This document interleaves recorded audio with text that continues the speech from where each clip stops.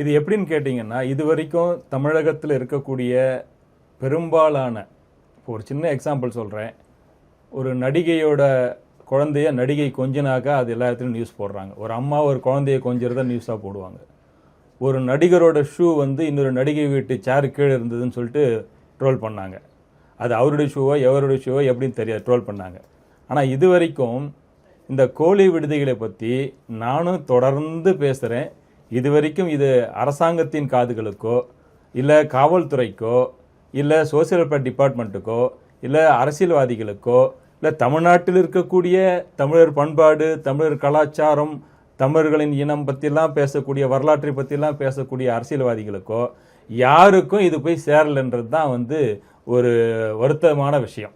இது இவ்வளோ பெரிய காவல்துறைக்கே போய் சேரலைன்னா அது எப்படி பெற்றோர்களுக்கு போய் சேரும்?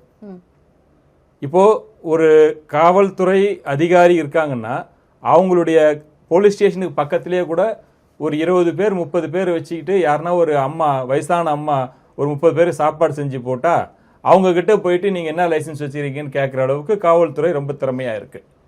ஆனால் அதே போலீஸ் ஸ்டேஷனுக்கு பக்கத்துலேயே கோலி ஹாஸ்டல் இருந்தாக்கா அங்க போயிட்டு என்ன நடக்குது? ரீசன்ட் டேஸ்ல நிறைய பிஜி ஹாஸ்டல்ல போயிட்டு இந்த சர்டிபிகேட் இருக்கா, எல்லா ப்ரூஃபும் இருக்கான்லாம் கேக்குறாங்களே சார், ஏன் கோ லிவிங் மட்டும் அவங்க கண்ணுக்கு தெரியலையா? அதுதான் கேட்குறேன்.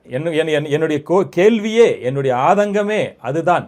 ஒரு நியாயமா ஒரு வயசான அம்மா இல்லை ஒரு வாழ்வாதாரம் இல்லாத ஒரு அம்மா ஒரு 30 பேருக்கு சமைச்சு போட்டாக்கா அவங்க கிட்ட போய் இந்த லைசன்ஸ் இருக்கா அந்த லைசன்ஸ் இருக்கான்னு கேட்குறாங்களே தவிர, அதே கோலிவ் எந்த சட்டத்தின் அடிப்படையில் நடக்குது? அவங்க லாட்ஜி கேட்டகரியில் வராங்களா, ஹாஸ்டல் கேட்டகரியில் வராங்களா? அவங்க லாட்ஜி கேட்டகரியில் வராங்கன்னு சொல்லிட்டு அவங்க ஜஸ்டிஃபை பண்ண முடியாது. ஏன்னு கேட்டிங்கன்னா, நீங்கள் சமூக வலைதளங்களை போய் பார்த்தீங்கன்னா அவங்க அட்வர்டைஸ்மெண்ட்டில் 2 ஷேரிங் 3 ஷேரிங் ரூம்னு வரும். சிங்கிள் பெட்ரூம் டபுள் பெட்ரூம் வரும். 2 ஷேரிங் 3 ஷேரிங் 4 ஷேரிங் அந்த மாதிரி தான் ரூம் வரும். அது வந்து எங்கள் concept, hostel concept. Hostel concept வச்சு அவங்க நடத்துகிறாங்கன்னா அப்போ ஹாஸ்டலுக்கு பொருந்தக்கூடிய விதிகள் எல்லாமே அவங்களுக்கும் பொருந்த வேண்டும் அல்லவா?